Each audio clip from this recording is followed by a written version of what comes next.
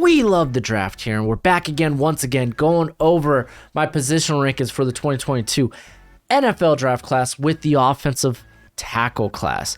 This is actually kind of a fun class to look at, and I can't wait to get in. Remember, if you're a Bro Scout tier member, you're going to get all 23 of my guys, opposed to just the top 10. But what's crack-a-lackin'? It's your boy Broshmo, just in case you did not know. So go ahead, become a bro and subscribe. Leave that thumbs up if you enjoy the content. And without further ado, let's go ahead and let's get into the nitty-gritty, starting with number 10, Rasheed Walker out of Penn State. This dude has the physical tools, really, to be a top pick. You'll see him in a few first-round mocks.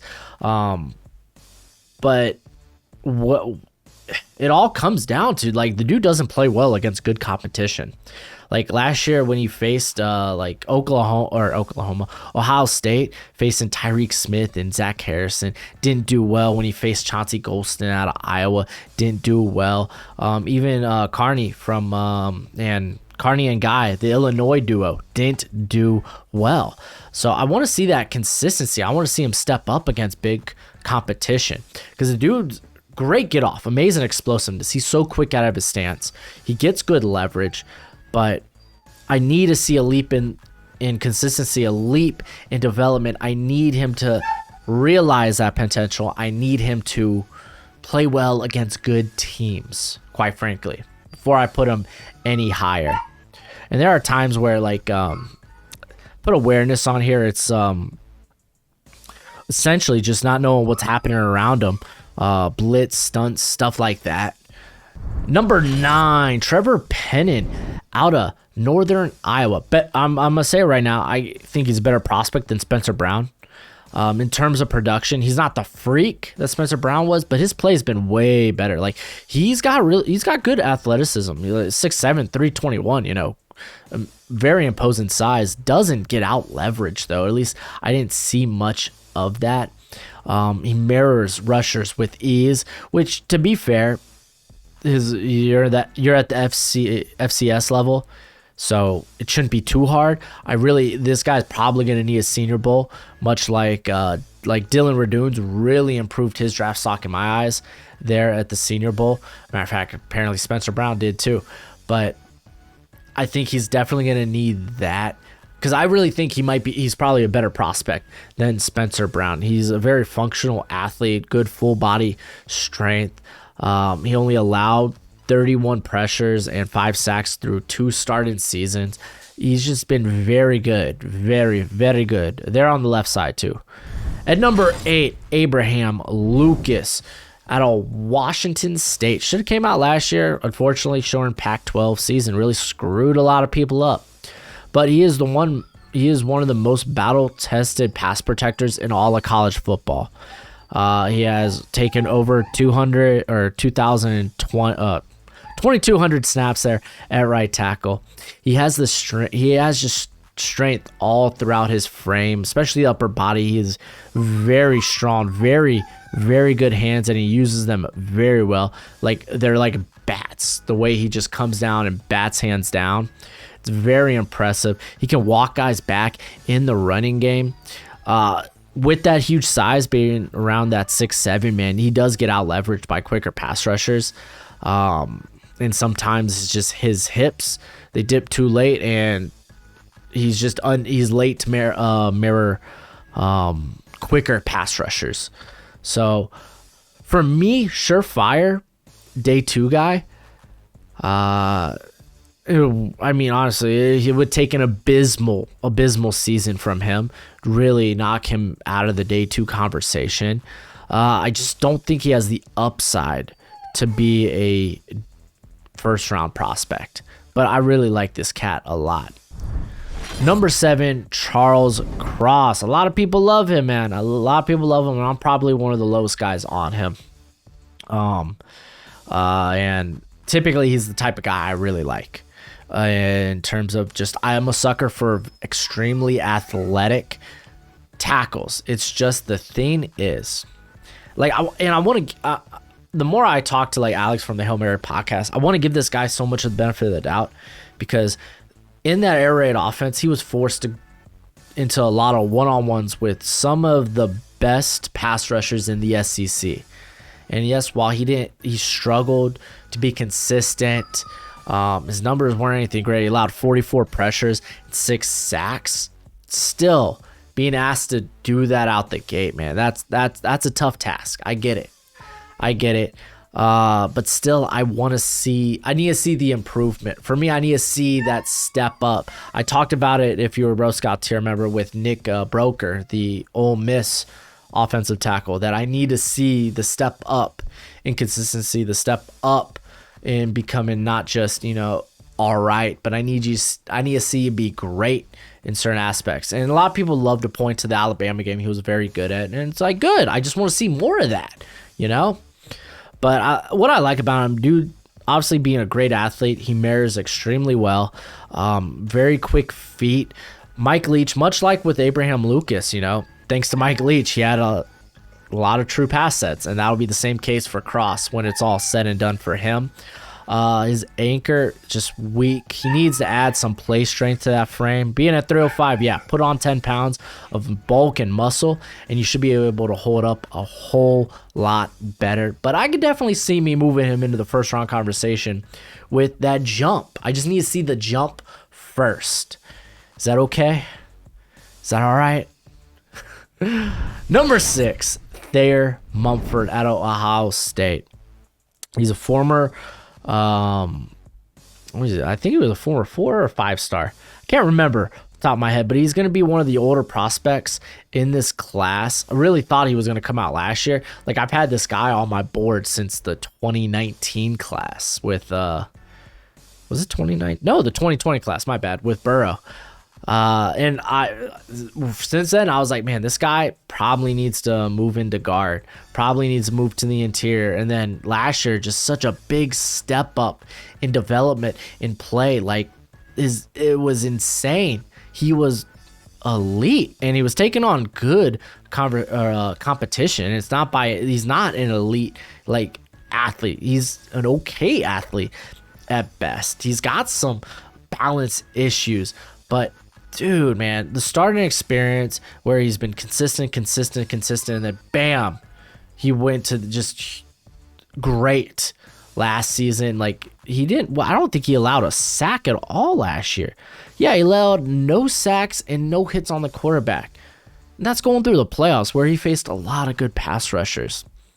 And this guy, what he does best is he controls guys very well with his hands, which I feel like just speaks more to, man, he could be really good on the interior. That's why I put versatility down, because he's got the frame and the body and the hand placement, hand usage, the upper body strength to really be good on the interior as well.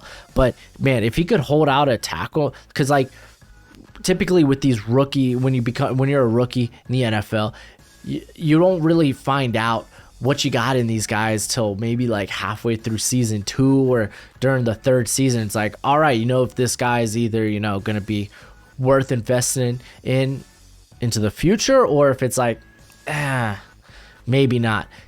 I think he's already hitting his peak. If you draft him, you're drafting a guy in his prime, ready to start day 1 right now, that has that potential to kick to the inside. I love it. The dude, maybe a bit older, but he is ready, NFL ready. That's why I got him at 6. So big fan of Mr. Thayer Munford. Let's take a moment to talk about today's sponsor, Underdog Fantasy. Underdog Fantasy is the easiest and the best place to go play fantasy football for big cash prizes. Ooh, and let me tell you, Underdog, they got you covered. All you have to do is draft. No need to worry about injuries, waivers, or lineups. Underdog, they got you covered. So go online or use the app, which is pretty slick, and just draft a season-long best ball team, and they take care of the rest. No in-season management required. And they're willing to give you $25 when you sign up, so you can take a shot in their $1 million fantasy football tournament, or you can play in some other best ball leagues, or even make prop bets. Now you get that free $25 on Underdog when you use the promo code Broshmo. It's free to sign up, so use promo code Broshmo. Bam, you get your $25 once you make your first deposit. So drop a buck in there, bam, you got $26. You big spender, y'all baller. But go ahead, support Underdog. It helps me out. It's always much appreciated, much obliged. And if you're looking for more fantasy content from me, check me out on TikTok at Broshmo. The link's in the description below. Number 5, Rhyan, man. I'm a big fan. Some people think he could kick to the interior. I think he's just fine on the outside. He's had 2 of the most impressive outings of, well, a lot of these prospects just last season. He literally only allowed 1 pressure on 25 true pass sets against Kayvon Thibodeau. Impressive. And he showed some good reps mirroring Drake Jackson here and there. There were times he lost, admittedly, but he's a former 4-star recruit. He's got some solid athleticism. He's actually got a pretty imposing frame. I think he looks a lot bigger than he actually is. To be fair, he's also 6'5", 318, so he is a massive human being. Really, his only hiccup last season came against Arizona State, where he allowed 3 of his 7 pressures on the season. There were times where he really struggled to set his anchor, but he's always done a really good job of resetting. But still, I want to see a bit more consistency when it comes to that. He's a solid enough run blocker. His production, though, honestly, huge step up from his previous freshman campaign. If he could repeat that performance, could sneak into the first round. I like a lot about Rhyan, and I honestly cannot wait to see more. But number 4, Zion Nelson out of Miami. The U, baby, it's back on the list. So Zion Nelson, right? So him and Cross, very similar prospects. I would probably give the athleticism. Actually, it's really close. I was going to give it to Cross, but honestly, Nelson, former tight end in high school. This guy's been consistently putting on more and more weight since showing up there at Miami. Remember, he started he was probably like about 260 to 270 when he started his freshman season against Florida. And it was an ugly performance. But since then, he's been very, very good. He is explosive. He's often meeting defenders first at the point of contact. Great get off out of his stance. And he's just come such a long way since that first game against Florida. He last season, really his only bad game came against, guess what? Duke. Chris Rumpf and stinking Victor Dimukeje, they beat up on a lot of offensive lines last season. I mean, even Christian Darrisaw, his worst game came against Duke last year. And I mean, he was fine. He went in the first round. But Nelson, play strength is still a thing. He's put on a lot of weight since then. Like, he's now at 317 reportedly. And so it'd be nice to see that anchor be a bit stronger. That would be my one knock against him. But I love his ability to mirror. And that's the difference, honestly, between Cross and Nelson. Is Nelson last season, outside of one outing, was very good, while Cross was all over the place. See, I like that consistency. I would have put Cross in the first round. Granted, SEC, it's a little harder than the ACC. But still, I want to see a bit more of the consistency from Cross. And here, I should be talking more about Nelson than Cross here. But I think they're very similar prospects with huge upside. So I just thought it'd be warrant a mention here. Number 3, Kenyon Green. He's starting at left tackle for the first time in his career this season at Texas A&M. They just lost 4 starters on the line. But I'm a big fan of Green, dude. He has the athleticism. He has the explosiveness, the get off, the length to play on the outside. He plays in space very well. Like, you constantly see this guy get to the second level, and dude, he's gonna be great for an outside zone blocking scheme, which like 2/3 of the NFL runs now. But obviously, again, it's going to be, the tools are immense, but you want to see him at least start first at left tackle. So, I mean, whether he's interior, I think he'd still be like a top 20, top 30 prospect, even if he just ends up being an interior prospect. But there were some inconsistencies with his anchor. A lot of that I blame on his base is kind of wide, so often he's like being pushed on his heels. I don't think it's a strength thing with him. I think it's a stance thing. But big fan. Number 2, Jackson Kirkland out of Washington. 6'7", 295. Dude does need to add bulk, but the man, he played well on the interior. He was playing right guard for a minute, and he moved to left tackle last season. If he would have had the full season, probably would have came out last year. Just 4 games, you know. It ain't enough, but he was great. Only allowed 2 pressures on 124 pass blocking sets. Dude's going to be a big riser. That's why you're seeing people talk about him right now. Great mirroring ability for a guy that's at 6'7", but I mean, again, sub 300 pounds, you expect that. But his hand usage, his length, he doesn't let guys out leverage him. And you saw that a lot if you go watch his interior tape. He does very good with that. But again, weak anchor, you know, just need to add a little more meat to the frame there. But a guy I'm very excited about.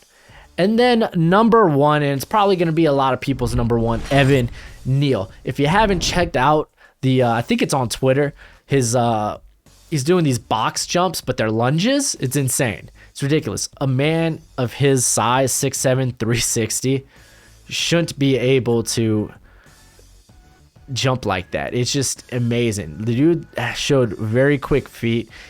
But at the end of the day, man, his bread and butter is brute strength. Look at that imposing frame, that size. Probably the knock with him is there are times where he ends up off the ground. I don't think it's a balance thing. I think he just lunges. He kind of plays ahead of himself. You'll see that he'll get ahead of his he'll shoot out ahead of his like knees, ahead of his toes. He's just a bit of a lunger, you know. So I don't think it's a balance thing. I think that's something that could easily be corrected. But the guy was extremely solid, man. He moves to the left side, but he was very good at the right tackle spot. He only allowed 9 pressures and 2 sacks on 423 pass blocking snaps. And again, man, he was winning a lot with, well, raw power. But again, you're in the SEC, and he's a lot of times he was mirroring guys he had no business being able to do mirror. That's why I list him as like this top 5, top 7 prospect in this class. The dude is just a freak.